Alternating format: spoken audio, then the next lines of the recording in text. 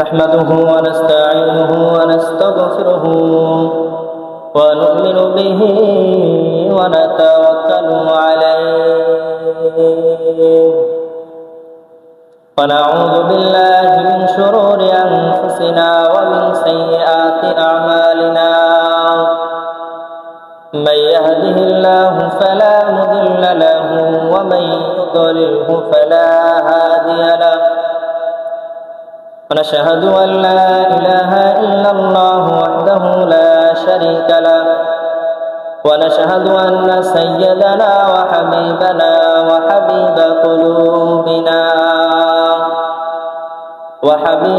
وحبيب قلوبنا وطبيبنا وطبيب قلوبنا وأولانا ومولانا محمدا عبده ورسوله الذي أرسله بالحق بشيرا ونذيرا وداعيا إلى الله بإذنه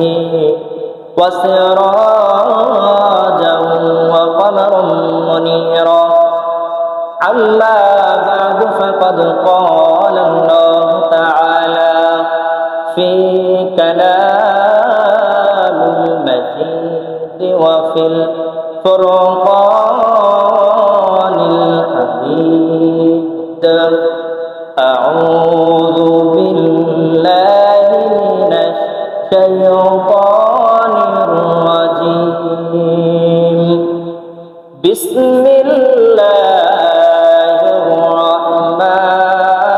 الرحمن الرحيم وإذا قيل لهم آمنوا كما آمن الناس قالوا أنؤمن كما آمن السفهاء وقال تعالى في شان حبيبه وكلامه ومحبوبه إن الله وملائكته يصلون على النبي يا أيها الذين آمنوا صلوا عليه وسلموا تسليما اللهم صل على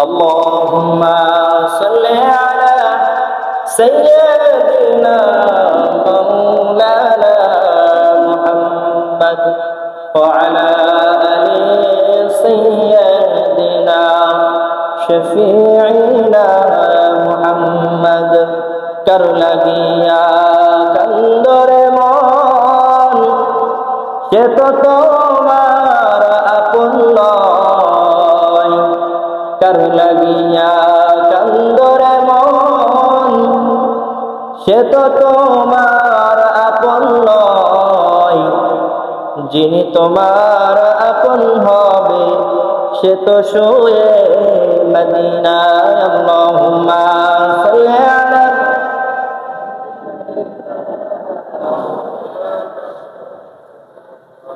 وعلى آل سيدنا شفيعنا محمد لا إله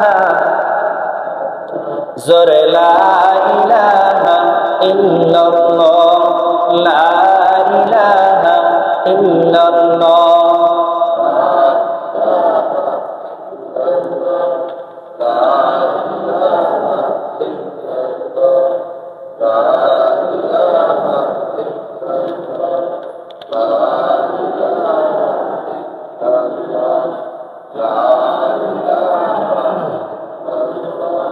لا إله إلا الله لا إله إلا الله لا إله إلا الله لا إله إلا الله محمد رسول الله صلى الله عليه وسلم মুআজ্জিজ মুহতারাম, আল্লাহ পাকের দরবারে লাখো কোটি শুকরিয়া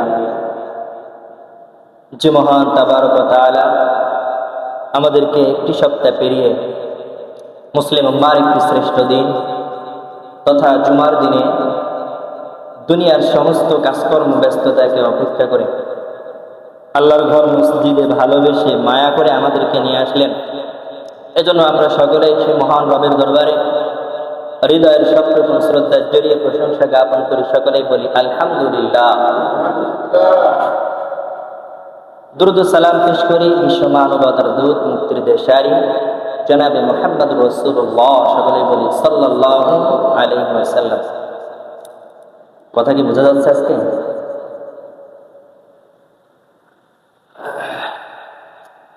সম্মানিত সুধী, আমরা গত কয়েক জুমা ধরে ইসলামের 5টি স্তম্ভ, তার ভিতরে অন্যতম যেটি ঈমান, সেই ঈমান নিয়ে আমরা আলোচনা করতেছিলাম গত কয়েক জুমা ধরে।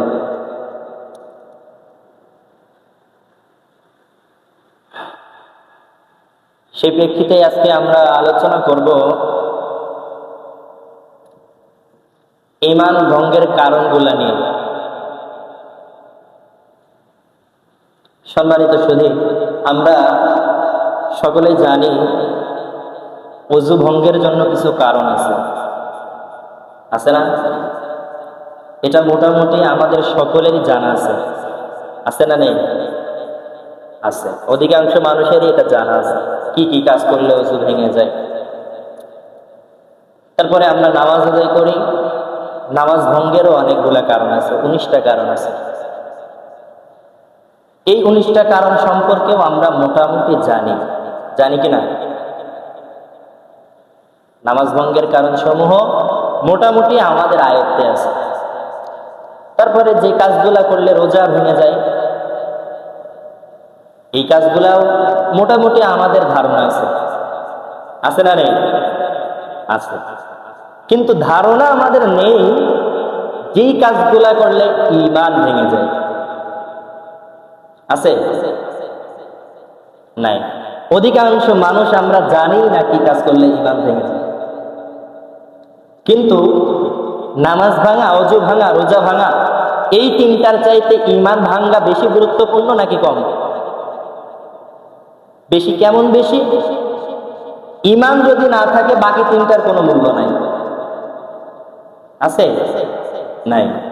কারণ আপনার ঈমান নাই, আপনি 5 ওয়াক্ত নামাজ পড়ছেন, আপনার ঈমান নাই, আপনি রোজা রাখছেন, আপনার ঈমান নাই, আপনি নামাজ ওযু ছাড়াই পড়লেন, ওযু বাদেই পড়লেন বা ওযু দিয়েই পড়লেন, তার কোনো প্রয়োজন বা দাম নাই যদি ঈমান না থাকে। আর যদি আপনার ঈমান থাকে, বাদ বাকি যত কাজ করবেন সবগুলাই কাজে দিবেন। কাজেই ঈমানের গুরুত্বটা কিন্তু অনেক বেশি। যেহেতু গুরুত্বপূর্ণ একটি বিষয়, সেহেতু কি কি কাজ করলে ঈমান ভেঙে যায় এই বিষয়গুলা জানাটাও কি গুরুত্বপূর্ণ নয়?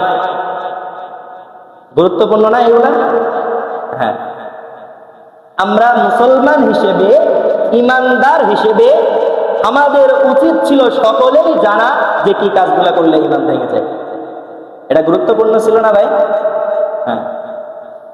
গুরুত্বপূর্ণ কাজ কিন্তু আমরা সকলেই জানি না। সম্মানিত সুধী,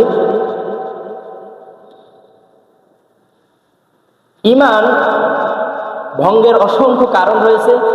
তার ভিতর থেকে উল্লেখযোগ্য হাদিস এবং কোরআনের দলিল সহ 10টি কারণ পাওয়া যায় ঈমান ভঙ্গের। কয়টি কারণ বলেন তো? আমার কথা মনে হয় বোঝেন নাই আপনারা। বুঝে যাচ্ছে আমার কথা? যদি বুঝে থাকেন তো একটু বলেন সকলেই, কয়টা কাজ করলে ঈমান ভাঙে? সকলেই বললেন না। কয়টা কাজ করলে? 10টা কাজ করলে ঈমান ভেঙে যায়। 10টা কাজের ভিতরে 1 নাম্বার যেই কাজ করলে ঈমান ভেঙে যায়, 1 নাম্বার কাজ হচ্ছে আল্লাহ রাব্বুল আলামিনের সঙ্গে কারোর সাথে শিরিক করলে। কি করলে? শিরিক করলে। শিরিক কেমন?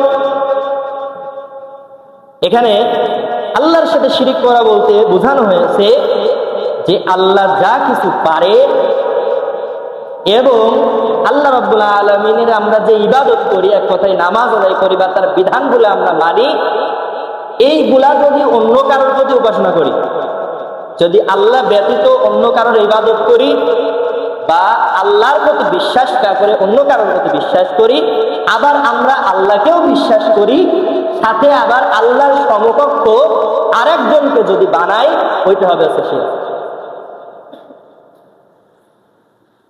এখানে শিরক বলতে যেমন আল্লাহ রাব্বুল আলামিনের সঙ্গে মনে করেন আমরা আল্লাহর ইবাদত করি, নাকি?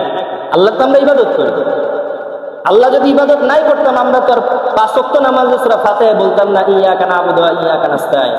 আমরা তোমার ইবাদত করি, তোমার কাছে সাহায্য প্রার্থনা করি। তার মানে বোঝা গেল যে আমরা ইবাদত করি একমাত্র আল্লাহ, ঠিক কিনা বলেন? দেখেন, এই ঈমান ভঙ্গের কারণগুলো যদি আমি এখন ব্যাখ্যা করে বলতে থাকি, মোটামুটি অনেকগুলা কাজ দেখবেন আমাদের সাথে মিলে যাবে। মনে করবেন যে আমি তো এই কাজগুলা করি। হ্যাঁ, যারা যারা করেন এতদিন করেছেন না জেনে, আর এখন জানছেন যে এই কাজগুলা করলে শিরক হবে, আল্লাহর সাথে শিরক করা হবে বা ঈমান থাকবে না, জানার সঙ্গে সঙ্গে এই কাজগুলা ছেড়ে দিতে হবে। যেমন মনে করেন অংশীদার বানানো আল্লাহর সঙ্গে। আমরা যেমন আল্লাহর সাথে ইবাদত করি, ওই ইবাদত যদি আপনি কোনো পীরের কাছে গিয়ে করেন, কোনো কবরে গিয়ে যদি করেন, তাইলে কিন্তু আপনি আল্লাহর সাথে শিরক করলেন। বাংলাদেশে হাতে গোনা কয়েকটা পীরের দরবার বাদে অধিকাংশ দরবারে শিরক চলে। যেমন পীরকে সেজদা করা লাগে, অধিকাংশ অনেক জায়গা আছে। তো এইসব জায়গায় কখনো ভুলেও যাওয়া যাবে না, কারণ যে জায়গায় শিরক হয় ওই জায়গায় ভুলেও যাওয়া যাবে না। আল্লাহ রাব্বুল আলামিন শিরকের বিষয়ে কি বলেন? আল্লাহ রাব্বুল আলামিন বলেন, ইন্নাল্লাহা লা ইয়াগফিরু আন ইউশরাকা বিহি ওয়া ইয়াগফিরু মা দুনা যালিকা লিমান ইয়াশা। আল্লাহ রাব্বুল আলামিন বলেন, ইন্নাল্লাহা লা ইয়াগফিরু আন ইউশরাকা বিহি ওয়া ইয়াগফিরু মা দুনা যালিকা লিমান ইয়াশা। নিশ্চয় যদি কোনো বান্দা আমি আল্লাহর সঙ্গে শিরক করে, তাইলে আমি আল্লাহ ওই শিরকের গুনাহ কখনো ক্ষমা করি না। আল্লাহ কি করে না? শিরকের গুনাহ কখনো ক্ষমা করে না। কেন করে না? এর যদি উদাহরণ দিতে যাই, আপনি একজন স্বামী, আপনার স্ত্রী যদি আপনার খেদমত করা বাদ দিয়ে, আপনার কথা শোনা বাদ দিয়ে, আপনার স্ত্রী যদি আরেকজনের কথা মতো চলে, আপনার কাছে কেমন লাগবে বলেন তো?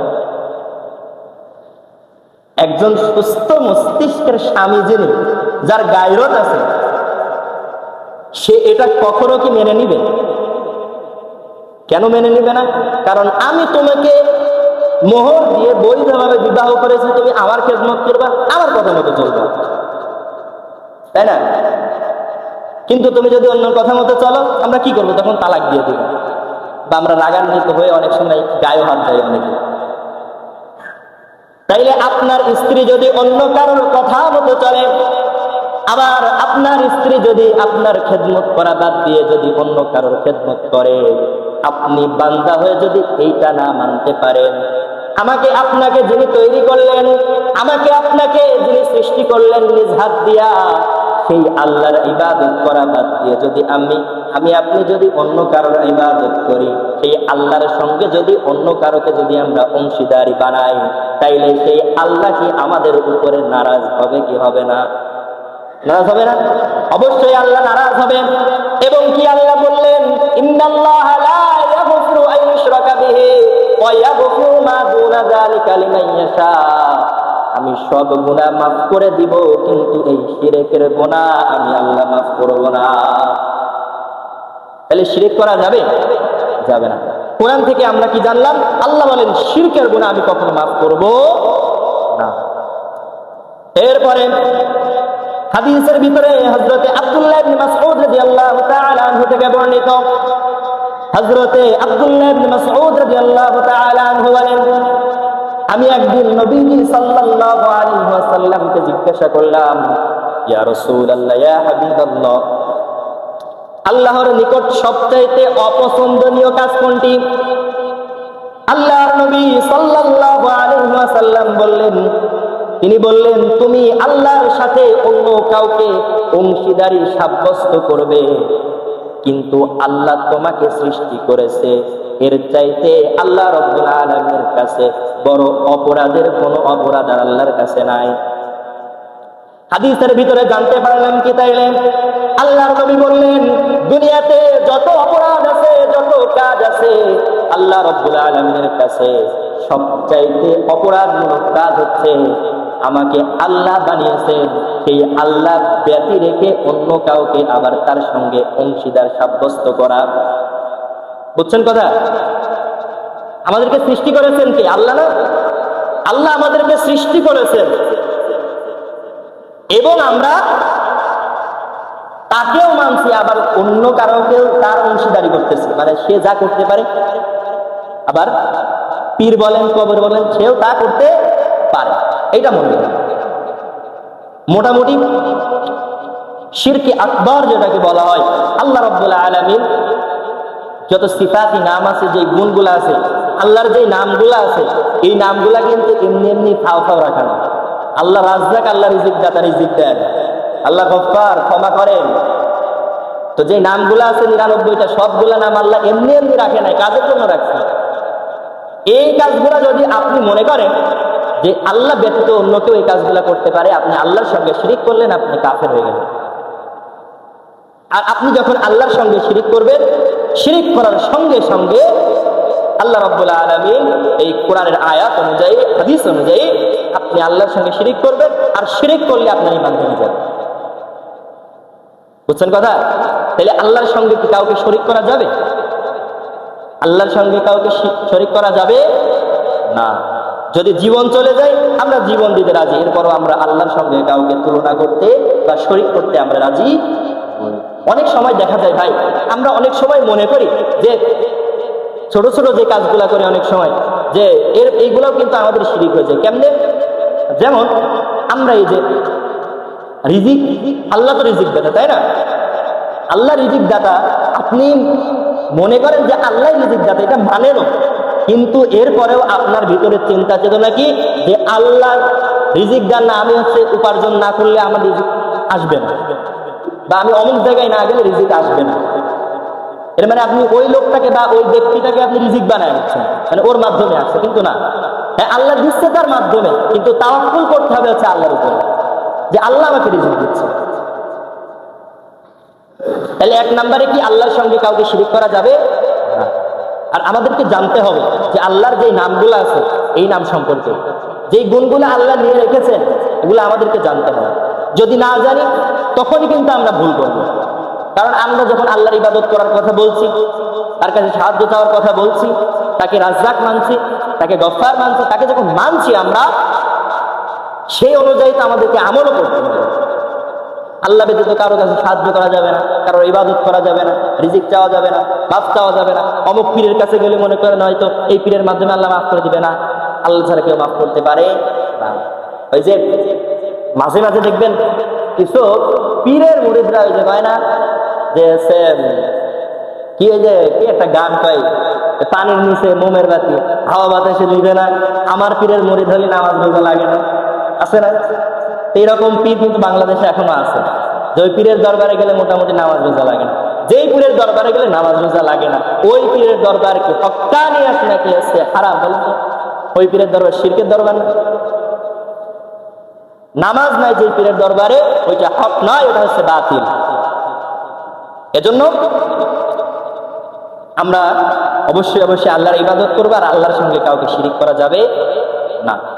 2 নাম্বার হচ্ছে আল্লাহ এবং বান্দার ভিতরে মিডিয়া সাব্যস্ত করা যাবে না, মধ্যস্থতাকারী বানানো যাবে না। বুঝছেন? আপনি আল্লাহকে ডাকবেন, আল্লাহ আপনার ডাকে সাড়া দিবে। আল্লাহকে আপনি ডাকবেন, আল্লাহ আপনার ডাকে সাড়া দিবে। উদউনি আস্তাজিব লাকুম, আল্লাহকে আপনি ডাকতে দেরি, আল্লাহ রাব্বুল আলামিন সাড়া দিতে দেরি করবেন। কিন্তু আপনি যদি মনে করেন যে না, অমুক পীরের দরবারে না গেলে, অমুক বাবার কাছে না গেলে হয়তো আমাকে আল্লাহ মাফ করবে না, হয়তো আল্লাহ আমাকে রিজিক দিবে না, এটা মনে হয় না? অনেকেই বলবে দেখেন যে পীর না ধরলে আল্লাহ পাওয়া যাবে না, বলে কি বলে না? কিন্তু আপনি বান্দা এবং আল্লাহর সঙ্গে ডাইরেক্ট সম্পর্ক থাকে, আল্লাহ এবং বান্দার ভিতরে কোনো ফারাক থাকে না। আপনি মধ্যরাত্রে বেলা উঠবেন, আল্লাহকে ডাকবেন, আল্লাহ আপনার ডাকে শুনবেন। এনি টাইম আপনি যখন আল্লাহকে ডাকবেন তখন আপনার ডাকে আল্লাহ ছেড়ে দিবে, কোনো মধ্যস্থায়ীকারী লাগবে না। এই যে আল্লাহ রাব্বুল আলামিন বলেন, ওয়াল্লাযীনা ইত্তাখাযু মিন দুনিহি আউলিয়া মা না'বুদুহুম ইল্লা লিয়ুকাররিবুনা ইলাল্লাহি যুলফা। সূরা জুমার 3 নম্বর আয়াতে আল্লাহ রাব্বুল আলামিন বলেন, যারা আল্লাহ ব্যতীত অন্যদের অভিভাবক রূপে গ্রহণ করে, বলে আমরা তো এদের পূজা এজন্যই করি যে এরা আমাদেরকে আল্লাহ রাব্বুল আলামিনের কাছে নিয়ে যাবে। বিভিন্ন ধর্মের ভাইরা দেখবেন তারা পূজা করে, অসংখ্য মূর্তির পূজা করে, তারপরে অনেকেই অনেক জনের পূজা করে। কেন?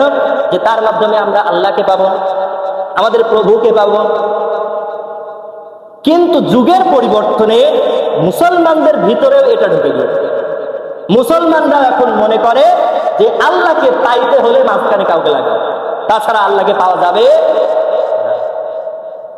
কিন্তু আল্লাহ রাব্বুল আলামিন বলে দিলেন, বান্দা তোমরা যখনই আমি আল্লাহকে ডাকবা, কোনো মধ্যস্থায়ীকারী লাগবে না, কোনো মিডিয়া লাগবে না। যখনই আমাকে তুমি আল্লাহ বলে ডাক দিবা, আমি আল্লাহ তৎক্ষণাৎ তোমার ডাকে সাড়া দিব। এজন্য আমরা কখনো মাঝখানে কাউকে সাব্যস্ত রাখবো না, কাউকে আমরা রাখবো না। আল্লাহর সঙ্গে আমরা ডাইরেক্ট সাক্ষাৎ করবো সরাসরি, মাঝখানে কাউকে আমরা রাখবো না। ইনশাআল্লাহ যদি আমরা এইগুলা কাজ করি, মাঝখানে আল্লাহ যদি আমরা চাই যে আল্লাহকে পাওয়ার জন্য আমাকে অমুককে ধরতে হবে, তমুককে ধরতে হবে, না ধরলে আল্লাহকে পাবো না, এইরকম যদি আপনার চিন্তা চেতনা থাকে, তাহলে কিন্তু আপনার ঈমান হারা হয়ে যায়, আপনার ঈমান থাকবে না। সম্মানিত সুধী, যেহেতু